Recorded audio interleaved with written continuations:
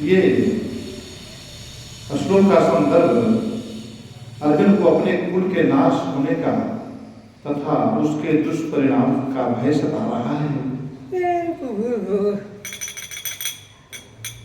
अर्जुन कहता है कि लोग ने दुर्योधन आदि की बुद्धि को अपहरण कर लिया है, अतएव वे कुल के क्षय से उत्पन्न दोष और मित्र द्रोह के पातक को नहीं देख रहा तथा कौरवों को अनर्थ और अन्याय के दुष्परिणाम नहीं दिख रहे हैं, किंतु हम पांडवों को उनकी भांति कुल नाश के पाप में प्रवृत्त नहीं होना चाहिए। हम सब तो इसमें सजग हो जाएं। अर्जुन कर्तव्य बुद्धि छोड़ चुका है। एक क्षत्रिय का क्या कर्तव्य होता है वो उसे छोड़ चुका है तथा कुल के मोह में फंस गया है।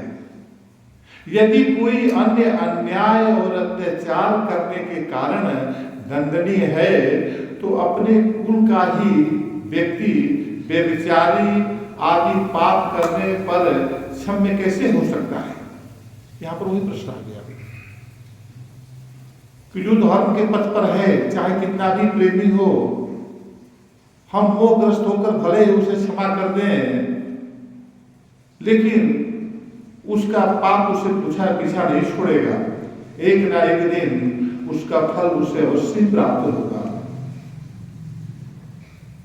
अर्जुन कह रहे हैं कि मेरे अपने भाई भतीजे का पाप भी समान रूप से पाप है तथा दंडनीय है। समाज में प्राय भाई भतीजावाद ही पाप के पनपने का मुख्य कारण माना जाता है कि भाई भतीजावाद में हम दूसरा कोई गलती करता है तो हम सब न्याय करने लगते हैं कि ये दुष्ट है, ये चोर है, ये ऐसे बदतमीज आदमी है, इसको दंड मिलना चाहिए। लेकिन जब अपना स्वजन जब कोई गलती कार्य कर दे तो हम उसको छिपाते हैं, उसको बचाते हैं, उसके दोष को ना ध्यान देते हुए समाज के सामने ऐसे प्रदर्शित करते हैं कि ये सही मार्ग पर है। यहाँ पर यही हो रहा है अर्जुन के साथ भी। अर्जुन भी अपने स्वजन को वो हिंसा नहीं करना चाहता है, उससे बचना चाहता है।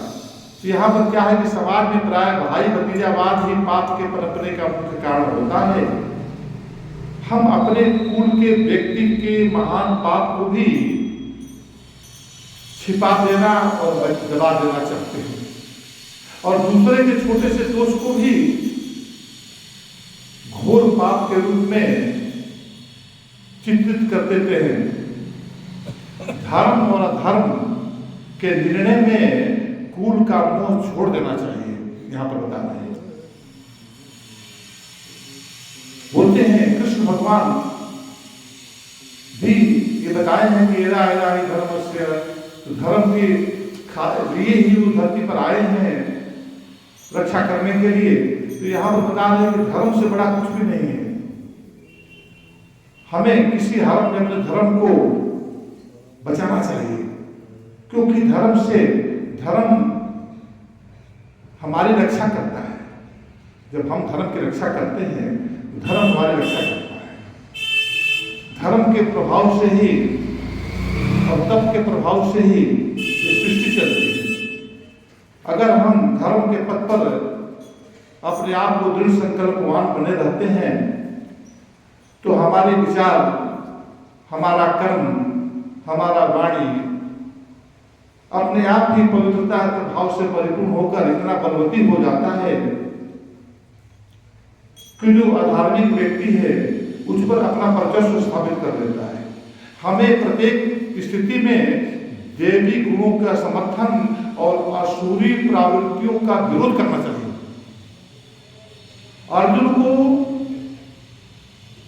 कुल रक्षा का मोह सता रहा है यहाँ पर, और वह कुल क्षय के दुष्परिणामों की व्याख्या कर रहा है। यह सत्य है कि परंपरा, मर्यादा और धर्म के विनष्ट होने पर सामाजिक संतुलन बिगड़ता है। सही बात है। और बिगड़ता है, और किंतु कुलघाती दुर्योधन आदि को स्वयं कुल परंपरा, कुल मर्यादा और कुल धर्म को नष्ट कर चुके हैं। ऐसे व्यक्ति को, मनुष्य को केवल कुल आदि के संकीर्ण स्वार्थों के लिए नहीं, बल्कि उच्च आदर्शों की स्थापना और उसके परिपालन के लिए जीना चाहिए। यहां बता रहे हैं, कहते उसके लिए जीना चाहिए। उत्तम कुल, धर्म तथा समाज, धर्म परस्पर विरोधी नहीं होते। जो उत्तम प्रकृति के होंगे, कोई विरोधी नहीं है धर्म के। कुल, समाज, धर्म, कुल का धर्म, समाज धर्म के मार्ग में बाधक होता है, बाधक नहीं है, ऐसा मानते हैं। समाज के हित के लिए हमें अन्याय और अधर्म के विरोध में तथा न्याय और धर्म के पक्ष में अपना स्वर ऊंचा करना चाहिए। उसके प्रति हमें साथ देना चाहिए। केवल कुल के लोगों तक ही बंधुत्व को सीमित रखने के कारण उनके प्रति मोह उत्पन्न होता है। यदि व्यापक दृष्टि से सभी को अपना बंधु बांधव मान लें तो मनुष्य संकीर्णता से ऊपर उठ जाता है। वसुंधरम कुटुंबकम, ये भाव हमारे मन के अंदर आ जाए तो सभी हमारे हैं, तो हम इस संकीर्णता हमारे मन में नहीं साम्राज्य स्थापित कर पाएगा। कहते हैं कि समस्त समाज का हित में कर्म कर सकता है वो आदमी, और पाप के विरुद्ध युद्ध कर सकता है। वह चाहे जहां भी हो वहां पर इस तरह का वातावरण वो पैदा कर सकता है। आगे 45-46 श्लोक से ज्ञान करें, कृपा करें। जय श्री कृष्ण।